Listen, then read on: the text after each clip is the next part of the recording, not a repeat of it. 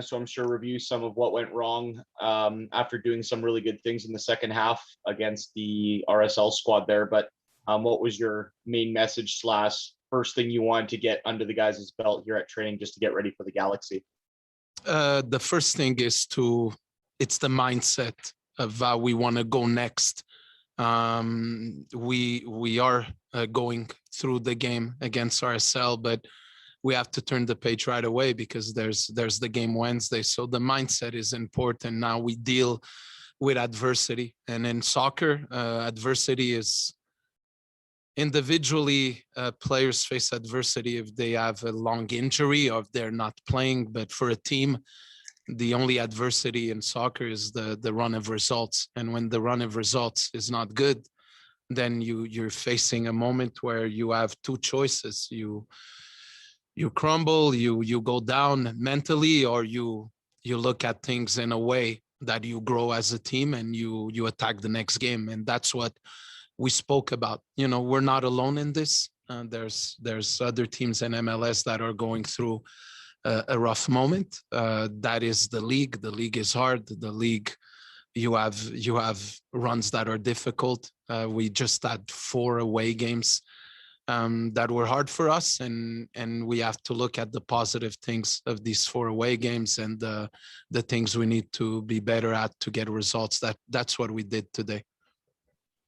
Another one from me here, Mark. Just do you have any updates on some of the perhaps banged up players? Obviously, Gutierrez had to come off. It looked like Kyle was a bit hobbled at the end. You had Gaspar, Nerwinski not available for that one. Is there any boost of availability from those guys? So Bruno and Jake started to train again today, but they're at a certain level right now based on the stoppage they had, right? So they are training with the team. They could be available soon. It's just a question to see how fit they are based on the time that they had to stay to step back and recover from their injury. Guti trained today. He has a little bit of pain in his rib, but he wants to fight through it, and he went through all the session without pulling back today. And Caio, it's a problem I think he has of when a player goes from one season, a full season of playing so many games in Brazil, then a stoppage, and then starting again.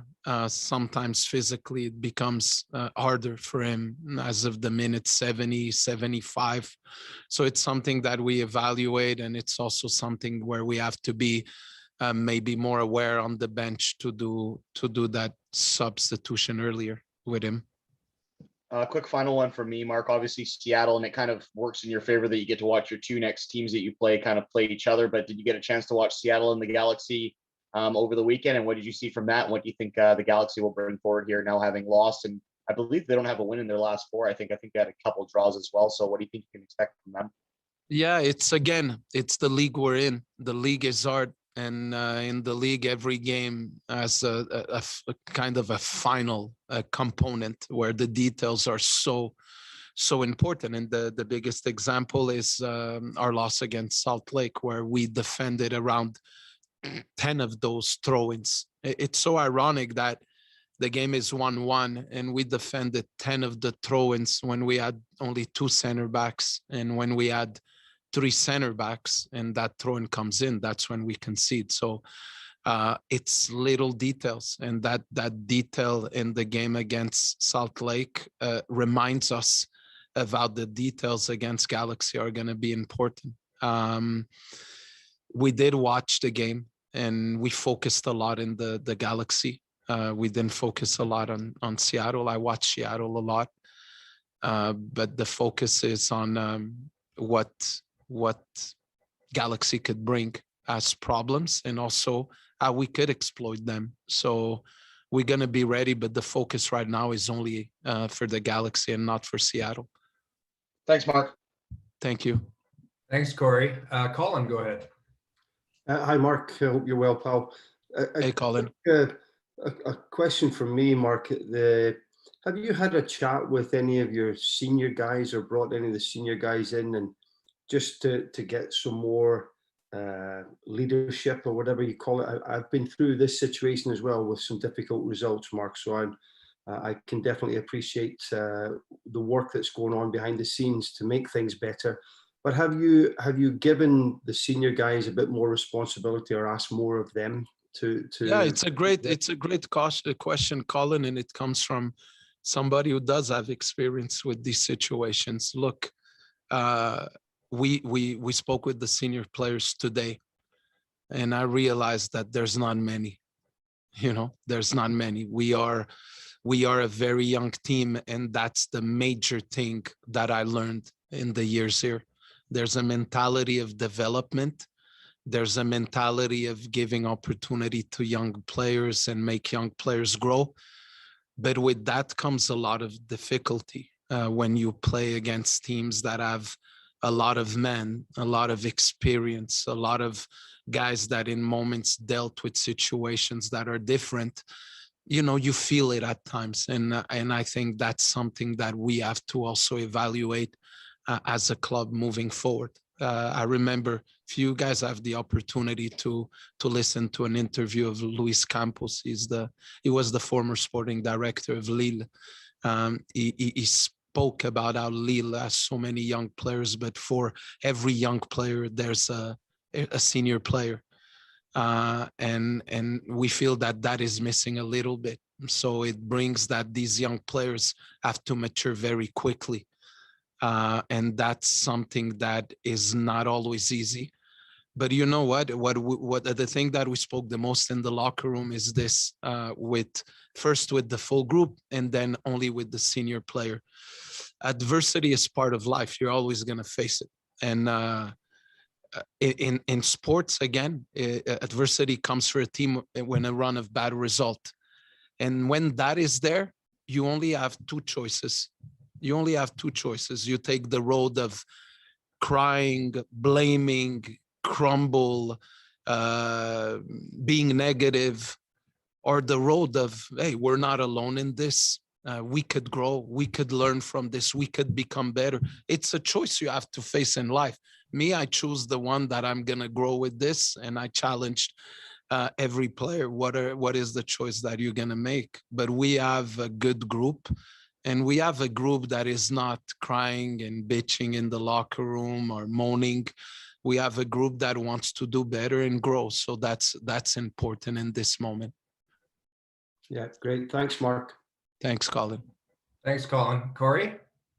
Yeah, Mark, I just wanted to follow up on the discussion we just had about you kind of paying a real close attention to the Galaxy against the Seattle match on the weekend here. What have you seen from them now under Greg Vanney? Obviously, Chicharito's got a new lease on life where, as opposed to maybe last season and even the season before where they had Ibrahimovic, it seemed if it wasn't Ibrahimovic or Pavon doing things for the Galaxy, they struggled to really get things going. But Greg Vanney has kind of got them back to a competitive nature. What did you see from them in comparison to years past in your tenure here in the MLS? If you look at the Galaxy in the last 2 years, I felt that they weren't as strong in every line. And the defense got better. The options they got in the back improved their back line. The options they brought in the midfield and in the wings improved that. And then the sum of the parts improve. And when you build a team, it's like that. When you have one player in every line improving the line, it affects the next one. And I think the sum of the parts have improved.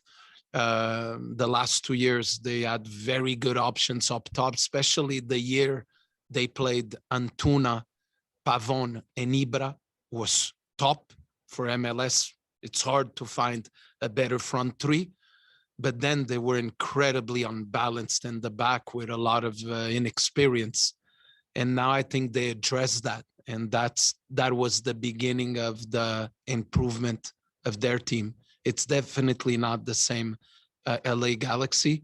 What I don't like, Corey, I don't like to be here talking too much about details of what we see because it's not intelligent from me. I know that Greg Vanney listens to me the same way I'm going to listen to him, and I'm listening to his press conferences leading to the game. So I don't want to go through too much details. I just thought they they become better. If you look, they balance the roster better, and the sum of the parts right now is better. That's fair. Just one final one for me, Mark, on your squad. Obviously, Brian White makes his debut. He gets his goal. Probably didn't get as many touches or as much positive kind of influence around the penalty box as he might have wanted, but he does get his goal. And it looked like he was kind of growing into the game there before Cava came on. Is that a tandem up front you could work with? Could Cava and White be a thing, or would you still like to Yes. see the Kasai? No. Cava and White could work together. I think so. I think so. I think that they could work together.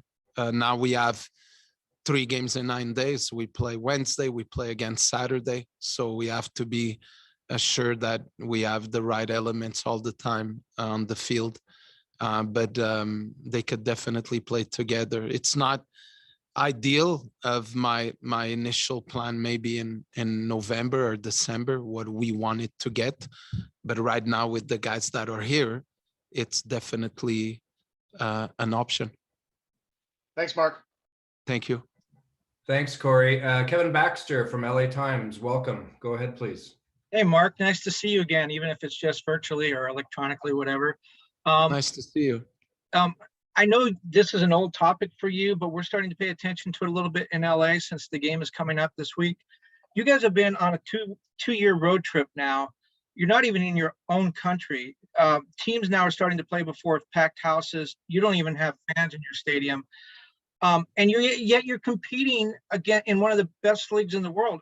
How is that possible? It just seems the hurdles in front of you are incredible. How do you deal with those? We get thanks for that question, because it's a question of, it's refreshing, you know, it's fair question, because we get, when a team loses 4 games in a row playing on the road, and not only in a neutral field, we were always on the road. It looks easy, like on TV, people that could criticize the losses, it looks easy because they're in TV having a drink and just commenting the game. But there's an emotional toll that goes into a team that is really, really hard. It's really hard. We've been in this since Orlando. I've been coaching the Whitecaps for 2 years and a half. Of the 2 years and a half, almost 1 year and a half has been on the road. Relocated to Orlando, relocated to Portland, relocated to Salt Lake. Is it fair to evaluate what our team is doing inside all these circumstances? I'm telling you, it's very hard. And when you're a coach on the sideline, I remember the game in Kansas, in Minnesota, and in Houston, and even now in Salt Lake, you feel fans pushing their team. You feel it a lot. You feel the calls on the ref. You feel this game against Salt Lake. I'll give you an example. The ref had a decision that the fans didn't like, and the fans started to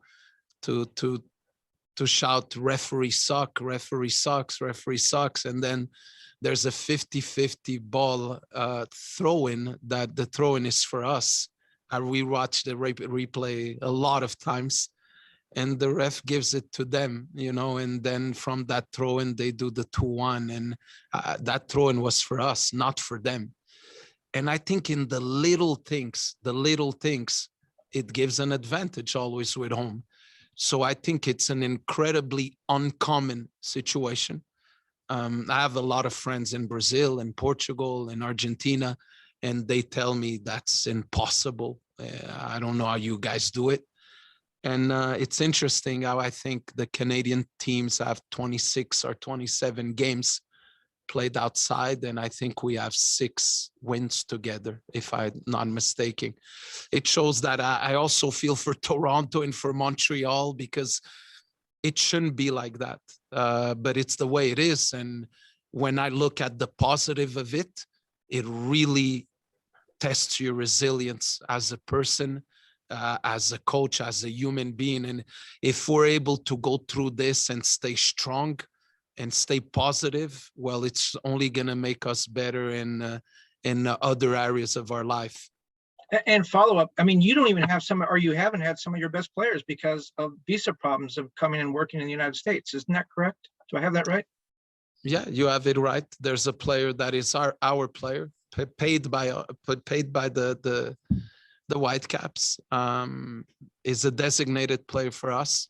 He didn't train with us, and he's not here, and he has not 1 minute.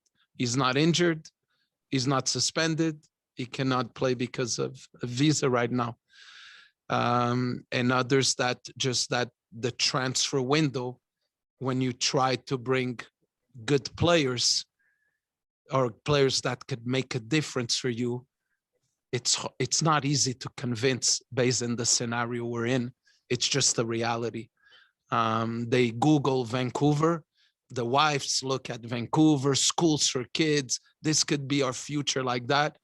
But hey, we don't know when we're back. And right now you're in Salt Lake with the team. So, there's a lot of challenges that came on, and I prefer being a little bit quiet about it and than talking too much about it. But it's much more challenging than people think. That's what I'm gonna say. Thank you, Marc. Good luck. Thank you very much. Nice seeing you again. Yeah, nice to see you. Again. Take care. Thank you, Kevin. Josh, go ahead, please. Hi, Marc. Hope you're well on this Monday. Hey, just want Josh. to touch on something quick that you mentioned here. Is there any word on when the team could be returning home? We've seen that the borders will be opening up for travel for vaccinated people coming up here in the next month. Just wondering if you had any words on that. Josh, I'll answer you very raw. Nobody has told me anything or give me hope of going back right now. So the only things I hear and I listen is the ones you listen and hear and read about it, government things, but nothing else. Right now I don't know. Right now we play Wednesday against LA and Saturday in Seattle, and I take it like that. I take it once at a time. I could tell you that some of our families that haven't been with us are coming here to join us at the end of the month. So nobody asked our families to stay in Vancouver. All right. I don't want to be, Nathan's looking at me already like I'm giving bad news. Guys, you ask me that question, you put me in the spot. I don't know. I cannot give you good news right now. I don't know. Well, I'm sorry for that, but best of luck for Wednesday. Thanks, I'm sure Josh. Nathan will send me a dirty message that's very angry. Thank you, Josh. Marc, appreciate your time this afternoon. Thank you very much, Tom. Thank you, guys. care. Nice speaking with you. Thanks, Colin, Marc. nice seeing you, Colin, again.